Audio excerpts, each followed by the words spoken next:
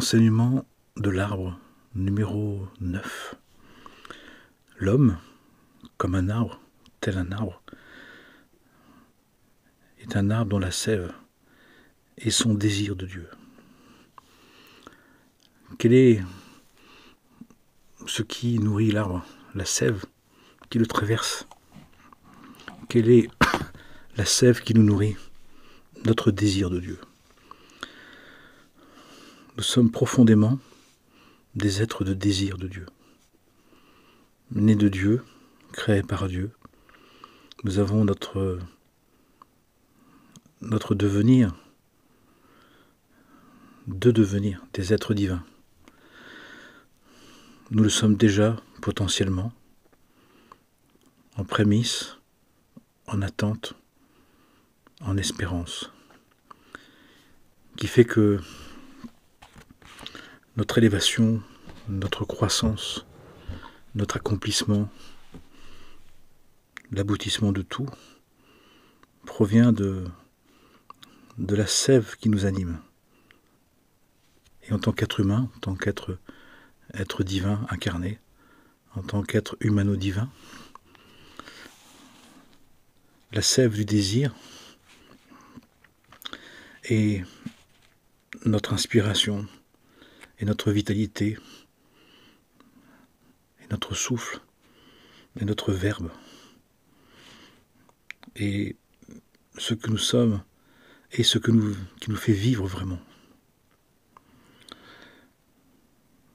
Ce désir de Dieu que nous portons, par lequel nous avons été créés, par lequel nous pouvons nous accomplir et nous réaliser, dépend de nous, à vrai dire.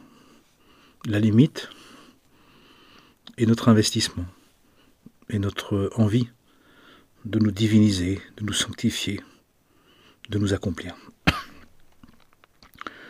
Sachant qu'on nous dit, merveille de merveille, c'est que tous les êtres, sans exception, même si ce n'est pas de la même manière, même si ce n'est pas dans la même forme, mais que tous les êtres que Dieu a créés s'accompliront dans son éternité. C'est garanti. Tout est accompli. Ne vous inquiétez pas. Tout est déjà accompli et chacun peut maintenant l'accomplir. Il a été accompli la possibilité d'accomplir. Il a été accompli la possibilité pour chacun de s'éterniser. Nous sommes des êtres illimités qui venons des cieux, des mondes illimités. Mais en passant par l'incarnation, on souhaite s'éterniser, l'éterniser. C'est-à-dire le devenir définitivement pour être capable ensuite d'engendrer nous-mêmes, de procréer nous-mêmes, de développer des mondes, d'autres mondes, en coopération, dans un esprit commun, dans un esprit de fraternel. Ce qui fait que nous sommes profondément des êtres de désir. La conscience d'exister, nous dit-on, que nous avons hérité de l'erreur, certains diront la faute, mais de l'erreur ontologique, qui a donc été possible. Mais si ça a été possible alors que Dieu est parfait, c'est que c'était une possibilité. Et tous ceux qui ont fait cette erreur, qui ont fait un choix, qui ont pris une liberté d'interpréter, se sont donné la possibilité par leur propre expérience, de comprendre la vérité. En ayant fait une erreur, en ayant consommé l'arbre, nous avons décidé, sans bien nous en rendre compte, à vrai dire, de rentrer dans ce chemin d'accomplissement à partir de notre désir de revenir à notre état, d'accomplir, d'incarner, de capter, d'intégrer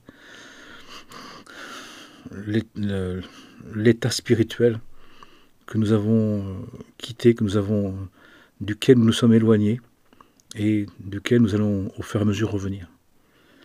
La possibilité de l'erreur, par un choix possible, nous a donné la possibilité de d'accomplir le chemin, de s'éterniser par notre propre désir de le réaliser. En cela, il peut nous appartenir définitivement.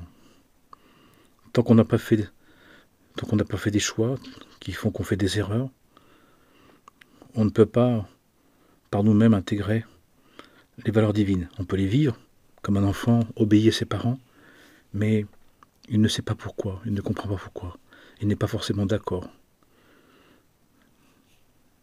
Et notre désir de Dieu, qui fait notre existence, et pour que l'on puisse, au fur et à mesure, désirer de plus en plus, de mieux en mieux, de nous accomplir pour devenir des êtres divins entiers, complets, intègres, fiables. Pour cela, on a un certain libre arbitre. On a la possibilité temporaire de faire des erreurs. Des erreurs que si on les reproduit, des erreurs que si on les reproduit, deviennent des fautes. Et des fautes, si on les poursuit, deviennent des marquages, deviennent des antécédents, des mémoires, deviennent des dettes, ou bien sûr des mérites, quand on n'a pas fauté, quand on a bien agi. Mais tout ça est un parcours sécurisé, est un parcours identifiable, est un parcours créé de la main de Dieu, du souffle de Dieu, pour que l'on puisse par nous-mêmes faire l'expérience. En nous donnant la possibilité de faire un choix, de choisir, nous avons maintenant l'objectif à chaque pensée, à chaque parole, à chaque acte, à chaque pensée, à chaque sentiment, à chaque vouloir, d'évaluer si nous sommes dans le désir de Dieu ou si nous sommes dans le plaisir personnel, dans les plaisirs du monde. Et quand on dit qu'il faut faire mourir l'ego, faire mourir le moi, l'ego, le moi minéral, le moi animal généralement, on dit mais le moi minéral, végétal, animal, c'est cette partie de nous qui confond le désir de Dieu avec les plaisirs du monde. De quelle manière? En ayant des plaisirs du monde qui ne nous ramènent pas à Dieu. L'erreur qu'on reproduit, c'est quand on prend du plaisir qui n'est pas porté par le désir de Dieu. Ça ne veut pas dire qu'il y a une interdiction d'avoir du plaisir. Donc. Mais on nous dit simplement, si tu prends du plaisir à quelque chose, mais que ça ne t'éveille pas à la conscience, à ta conscience supérieure, à vouloir plus de bien, de bon, de beau, de vrai, à être dans l'amour du prochain, dans l'amour de la vie, l'amour de Dieu, dans le prendre soin, d'être plus altruiste, plus universel, tes plaisirs sont égotiques, tes plaisirs sont égocentrés, tes plaisirs sont narcissiques. Tes plaisirs ne te ramènent pas à exprimer, à vivre, à nourrir ton désir de Dieu. Et en cela, il est une erreur, et il est une impasse. Bien évidemment, béni soit le nom de Dieu. Le divin a prévu qu'il est possible d'être temporairement, qui peut durer longtemps, mais qui n'est pas définitif, qui a une limite. Nous pouvons nous égarer dans les plaisirs, les possessions, les jouissances, les puissances du monde, dans les attraits du monde. Jusqu'au jour où, parfois ayant fait le tour, parfois en ayant beaucoup insisté, on se rend compte que finalement, la consommation des possessions, la consommation des jouissances du monde, la consommation des pouvoirs du monde, est une impasse. C'est pour ça que, dans l'idéal, on nous dit que nous devons trouver dans notre désir de Dieu un tel plaisir de le chercher, de le trouver, de l'appeler, de l'étudier, de l'aimer, de le prier, de le louanger, de le servir, que l'âme animale prend plaisir. À ce moment-là, si elle prend plaisir, eh bien, elle sera satisfaite. Pour quelle raison? Parce qu'on nous dit que l'âme animale a besoin de se faire plaisir pour se rassurer, pour se sentir exister, se sentir reconnu, mais que la source de son plaisir lui importe peu. Que ça vienne du monde ou que ça vienne de Dieu, ça n'a pas d'importance pour elle. Mais ça a une importance pour nous. Donc, nous pouvons prendre un plaisir, et il y a des écrits incroyables sur les plaisirs des saints hommes et saintes femmes par leur désir de Dieu, où ils vivent des états de jouissance, des états de réjouissance, de ravissement incroyables, qui sont presque, quand on les lit, des écrits presque érotiques, tellement c'est proche de cela. Quand on lit le Cantique des Cantiques, par exemple, c'est un texte, le Shirachirim, qui est chaud quand même. Et tant mieux, ça fait du bien. Parce que nous sommes profondément des êtres de désir, et que la partie de la conscience existée, qu'on a hérité de l'erreur d'Adam et Ève, du choix qui a permis l'erreur, le fait de choisir, qui donne la possibilité de faire l'erreur, fait que nous pouvons projeter notre plaisir, nos désirs de Dieu sur les plaisirs du monde. Bien évidemment, on nous dit que ça fait partie du chemin. Ça fait partie du chemin d'appropriation, du retour vers le Père, Mère de tout amour. Dieu, Père sagesse et Mère intelligence. Dieu, Père, Mère de tout amour. Tout aimé, tout aimant et tout amour. Ce qui fait que c'est tout à fait logique et normal que d'abord on goûte le désir de Dieu à travers le monde. Mais c'est pour mieux le retrouver, à vrai dire. Parce que de toute façon, si on goûte les plaisirs du monde sans retrouver Dieu, il va y avoir un besoin de surdosage, un besoin de plus, de encore, d'autres, de différemment, mais qui va amener, nous dit-on inévitablement, à de la tristesse, de la mélancolie, de la paresse, de la colère, de l'orgueil. On pourrait dire de la frustration, de l'agacement, de la désillusion, tout simplement parce que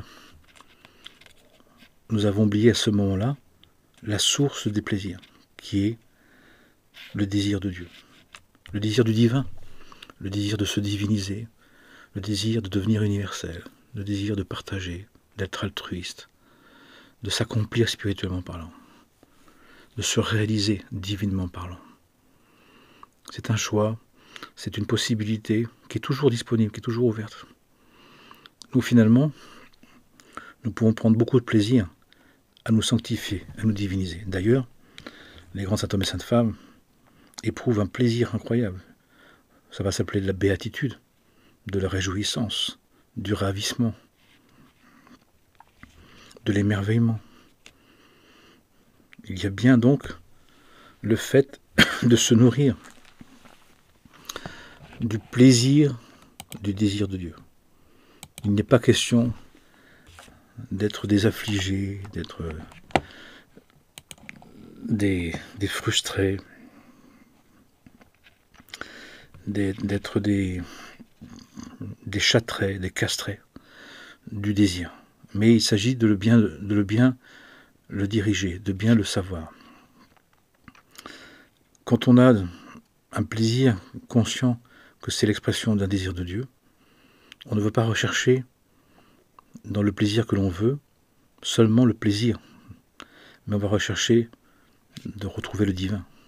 Et ça fait toute la différence. Ça fait toute la différence.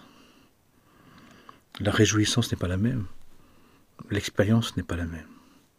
Le vécu n'est pas le même. Qui fait que nous pouvons être d'un plaisir, trouver un plaisir de vivre par ce désir de s'accomplir, de se réaliser. D'autant que ce désir de nous réaliser, de nous accomplir, de nous sanctifier, ne peut se faire que dans un temps très long. Une vie ne suffit pas. Donc, de fait, de ne pas se fixer sur les plaisirs du monde, mais sur le plaisir de se sanctifier, le plaisir de se réaliser, pour vivre pleinement ce désir de Dieu, fait que, tout en nous réjouissant, nous nous détachons du monde, de l'impermanence, de l'éphémère. Nous ne sommes pas prisonniers, pris au piège, de la matière, des sens, du monde des sens, des cinq sens. Nous voulons vivre les plaisirs de Dieu en sublimant les sens, en vivant dans un degré de royauté, un degré de transcendance, un degré d'immanence, un degré de grandeur d'âme qui ne dépend pas du monde. Et ça, c'est très fort, parce que ça donne une liberté, ça donne une indépendance, ça donne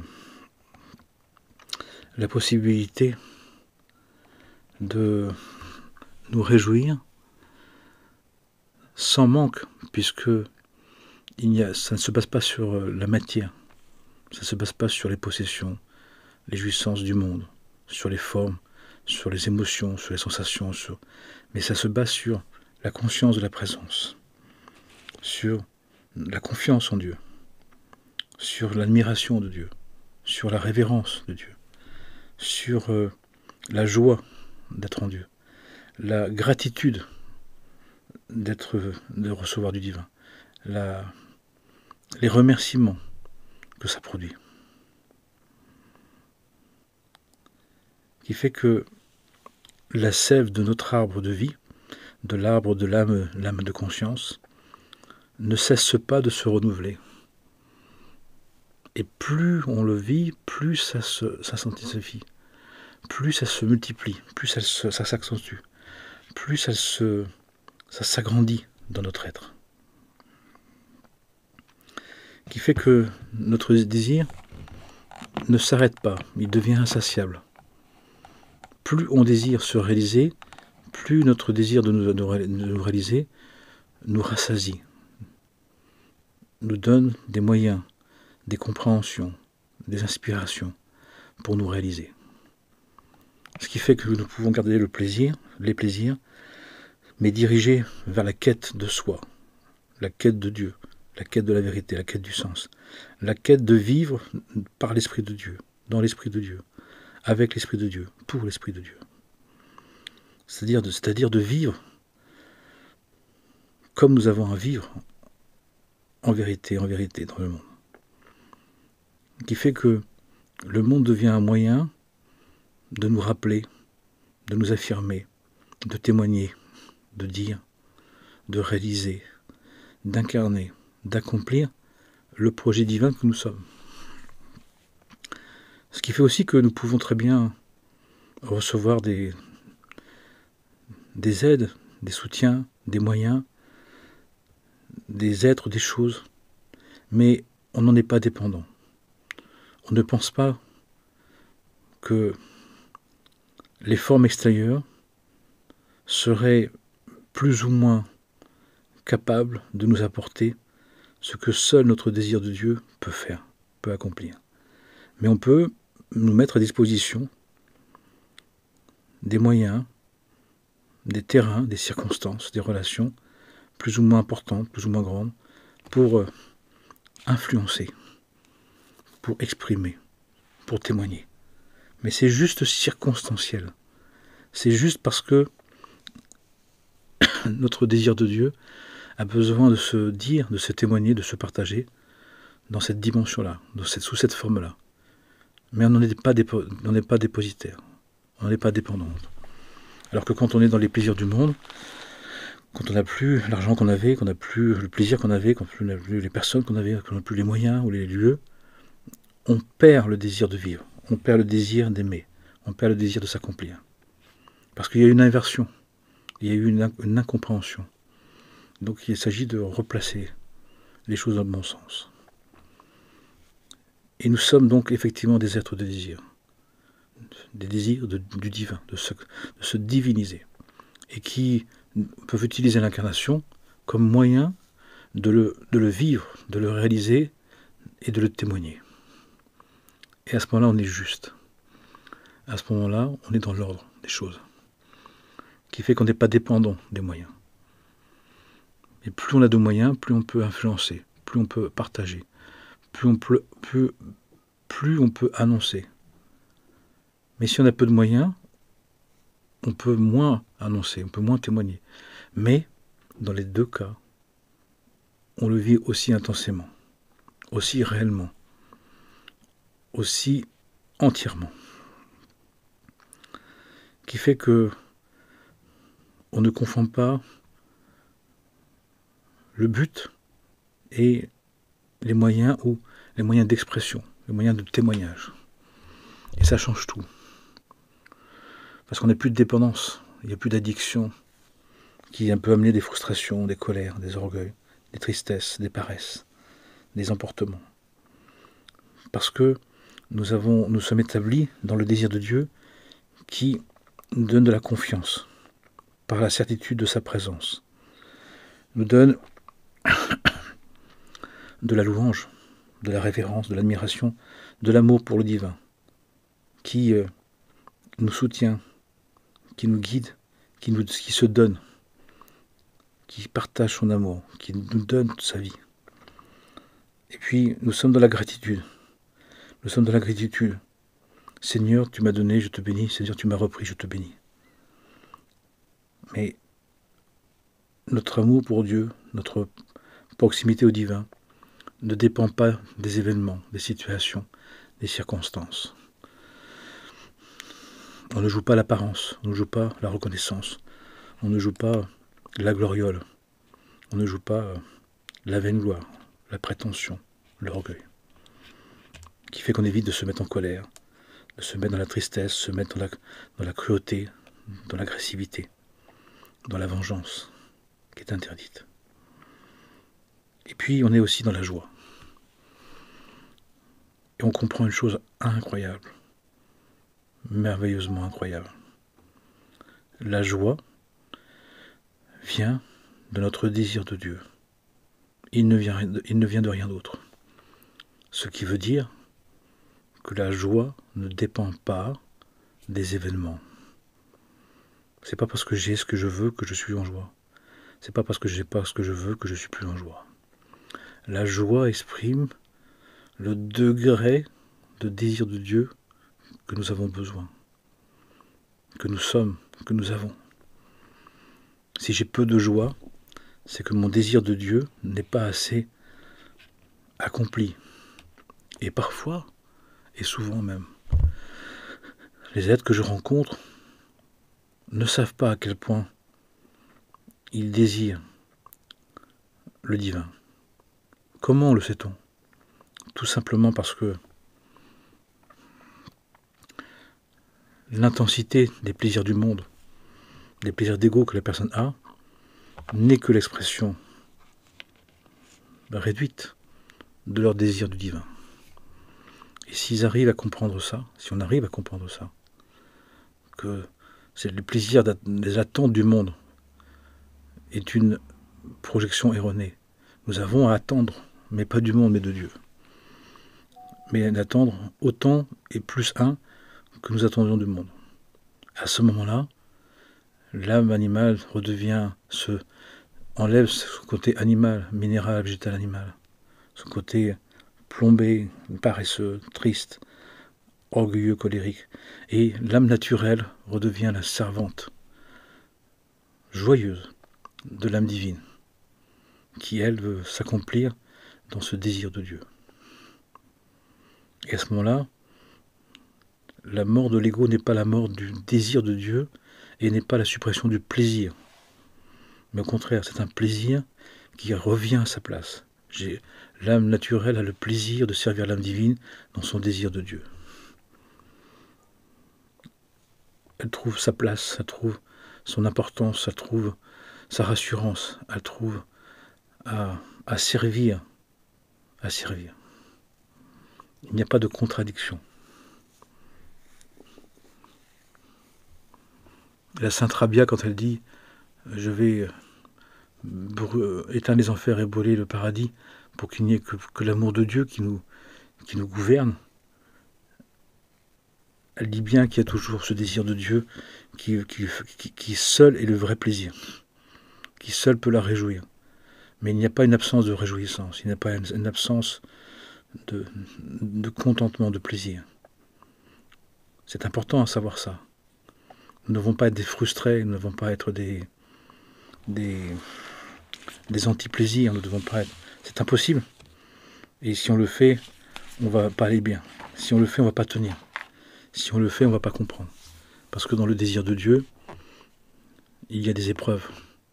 Il y a des défis à relever. Il y a un travail de purification, un travail de rectification, un travail de nettoyer le minéral, de purifier le végétal et de sacrifier l'animal pour justement faire en sorte que nos corps, les corps physiques, éthériques, astrales, puissent être justement défaits des agrégats égotiques, égocentriques, narcissiques, hyper-narcissiques que nous avons, qui confondaient justement les plaisirs du monde, qui attendaient de se réjouir du monde, qui est une erreur, qui est une folie, qui est une ignorance, qui est une illusion. Mais pour autant, on a besoin d'être rassasié.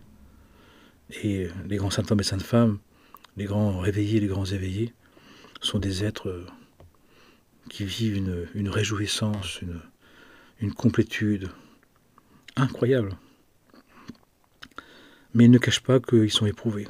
Ils ne cachent pas que c'est difficile. Parce que cette part en nous qui avait pris l'habitude de trouver le contentement dans le monde, par les plaisirs du monde, ne peut pas tout de suite l'accepter. Il accepte quand nous avons un engagement,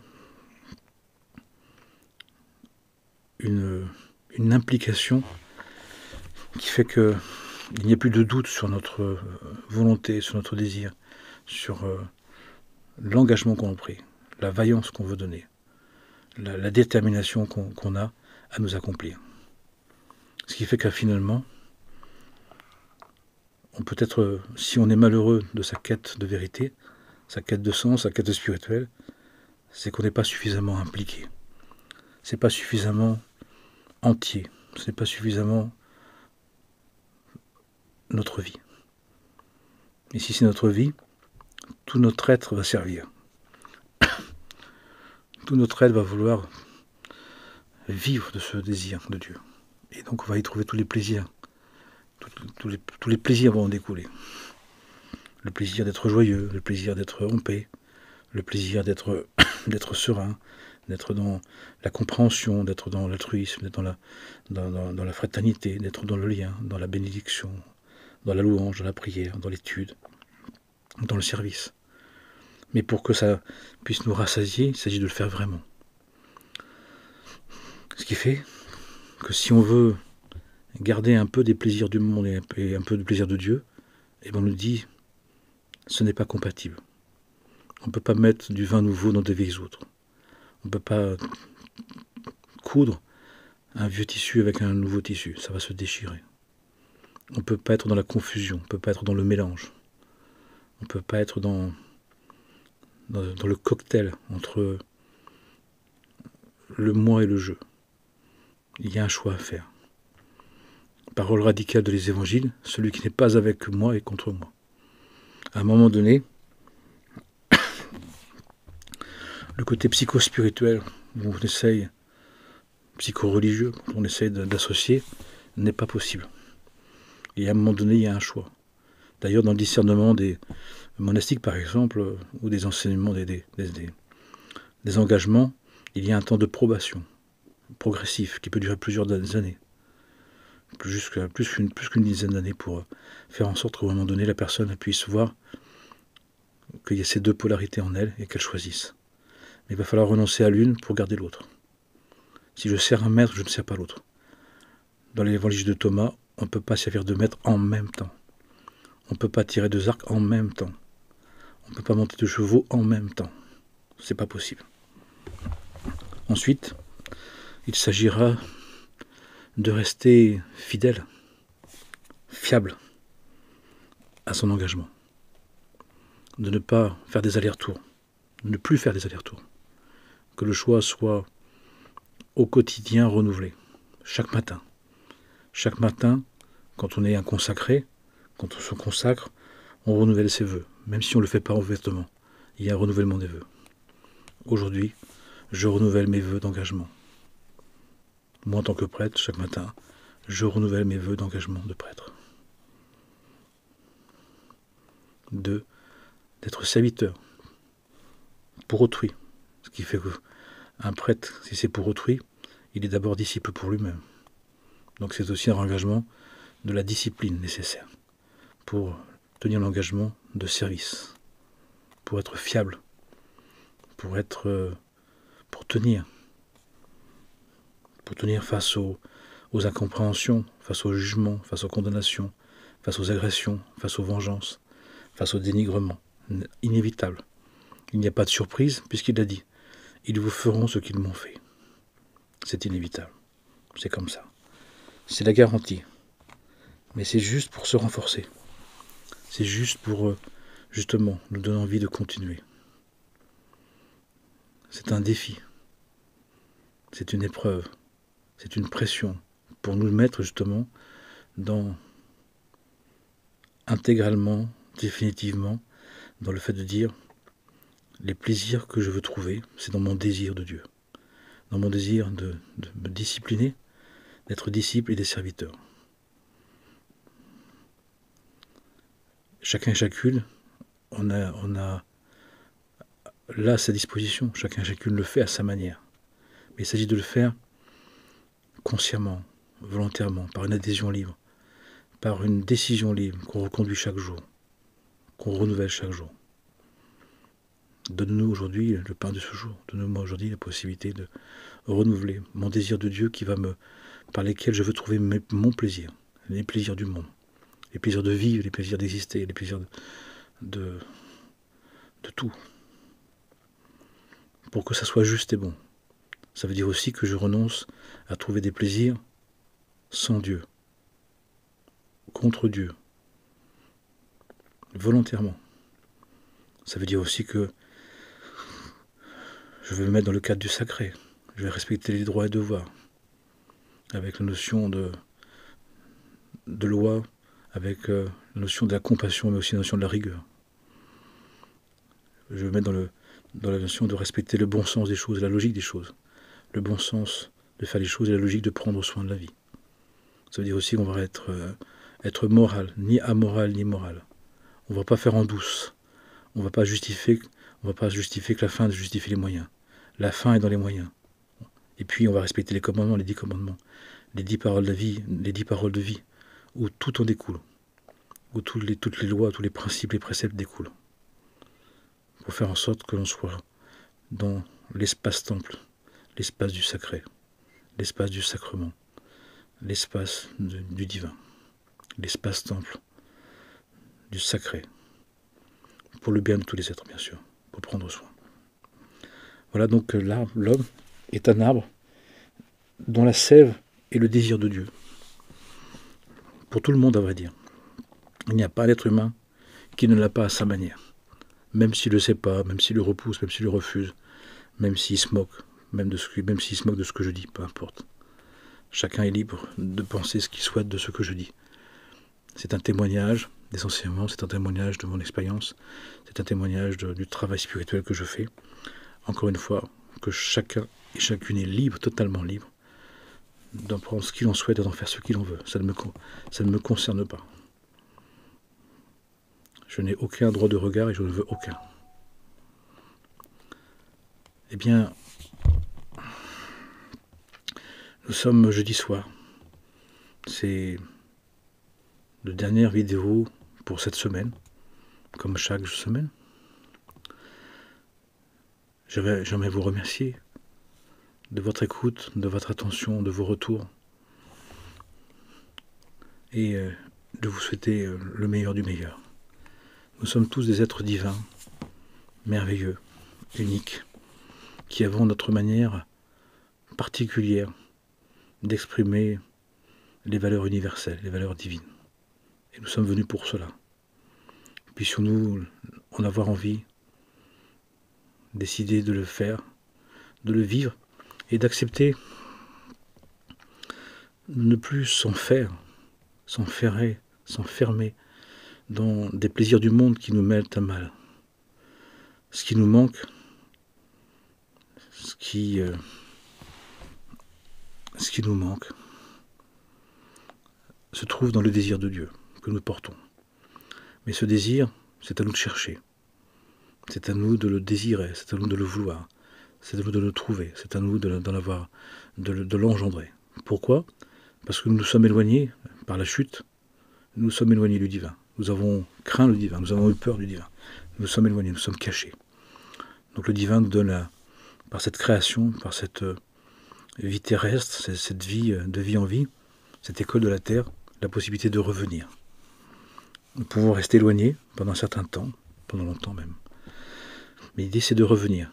Et donc il s'agit de chaque jour de revenir, chaque jour de dire à quel point nous désirons de vivre notre vie dans le désir de Dieu. Même si nous ne savons pas comment faire, quoi faire, déjà pendant des jours, des semaines, des mois, des années, de dire à quel point nous avons envie. Et au fur et à mesure, cet appel sincère, intense, vital, va trouver sa réponse, va avoir un écho. Aussitôt, mais aussitôt on nous répond, aussitôt il y a un retour. Mais pour que notre âme naturelle, notre personnalité, puisse y goûter, le ressentir, il faut du temps. Il faut du temps, comme tout. Comme pousse un arbre. Il faut du temps, il faut des saisons. Il faut des mois, des jours, des semaines, des mois, des années. C'est tout à fait normal. Avec le temps, tout s'accomplira selon la volonté divine. Amen et Amana, que le Saint-Nom divin nous bénisse, nous guérisse, nous soutienne et nous donne envie de le retrouver et de le vivre pleinement pour le bien de tous les êtres. Je vous souhaite le meilleur. Je vous dis à samedi soir. Que la paix soit sur vous, en vous et tout autour de vous, dans votre être, dans notre être, dans nos couples, dans nos familles, avec nos amis, avec nos adversaires, avec nos ennemis temporaires, qui souvent sont nos ennemis parce qu'ils nous ressemblent tant, mais ils ne le savent pas. Ils nous en veulent, finalement, d'être ce qu'ils sont, parce qu'ils ne le sont pas encore, mais ils le deviendront eux aussi, à n'en pas douter, selon ce que disent les enseignements. Amen et Amana, merci beaucoup de votre écoute, de votre attention, de votre bienveillance. Et prions pour la terre, prions pour l'humanité, prions pour que ces temps tout nouveaux, inévitables, qui arrivent, adviennent avec la plus grande facilité, comme une naissance, sans besoin de passer par le drame, par la violence, par la guerre, par la haine. On peut s'en passer. Comment? En désirant, en disant à Dieu, on désire que ta venue, ta revenue, ton apparition, ta réparation se fasse avec dans une ambiance de paix, de miséricorde, d'amour, de fraternité, de gratitude. Et qu'on engendre chacun, qu'on veut l'engendre à notre manière. Et faisons chacun et chacune notre petite part pour qu'elle se cumule. Faisons chacun la part qu'on doit faire et qu'on peut faire intensément, de manière vitale, de manière réelle, de manière intense, de manière régulière, de manière journalière, pour dire Seigneur, on a envie que tu viennes, que tu nous sauves, que tu nous guérisses, que tu nous guides, pour tous, mais avec une immense douceur, une miséricorde. Que ta rigueur soit dite de manière miséricordieuse et compassionnelle. On ne demande pas que les lois soient abolies, on ne demande pas que les lois soient transgressées, au contraire, Dieu nous en préserve. Je ne suis pas venu abolir, mais accomplir les lois et les prophètes, a dit Yeshua. Je ne change pas un iota la loi. On ne change pas, on ne veut pas changer un iota, on ne veut pas abolir. Mais on veut que cet accomplissement se fasse dans la plus grande sérénité, la plus grande douceur, la plus grande miséricorde. Parce que c'est tellement rigoureux, c'est tellement sûr et certain, c'est tellement radical. Les règles du jeu sont les règles du jeu, personne ne peut les changer. Mais comme on s'est éloigné énormément, on peut vivre ces règles du jeu comme des empêchements, comme des limitations, comme des obligations qui nous paraissent insupportables ou insurmontables. Mais c'est pas vrai, bien sûr, ça nous protège, ça nous guide, ça nous dirige. Mais que l'appel du berger, que le rappel du berger, qui envoie ces chiens qui nous gardent, les gardiens, que les gardiens qui nous rappellent, qui nous ramènent, soient les plus rigoureux, mais avec une tendresse, un amour infini, une miséricorde totale, une compassion éternelle. On en a besoin. On est tellement faible, tellement fragile, tellement oublieux, tellement stupide, tellement idiot, tellement idolâtre, tellement à côté, qu'on a besoin que ce qui doit se passer se passe avec la plus grande douceur possible. Même si on rechigne, même si on est des rebelles de première, peu importe. Aie pitié de ton monde, aie pitié de ton humanité, de tous sans exception, du meilleur au pire, peu importe. Nous sommes tous tes enfants, nous sommes tous les enfants de Dieu, et demandons à Abba, à Ima, à Papa, Hachem, à Papa Dieu, et à Maman Dieu, de nous sauver, de nous prendre soin de nous, de nous guider, de nous rappeler, de nous remettre sur le droit chemin, avec rigueur, mais une rigueur bienveillante, et une compassion rigoureuse. Amen et Amana, pour le bien de tous les êtres. Alléluia, alléluia, alléluia. Tout est pour le bien, absolument tout. Tout est pour Dieu, en Dieu et avec Dieu. Amen.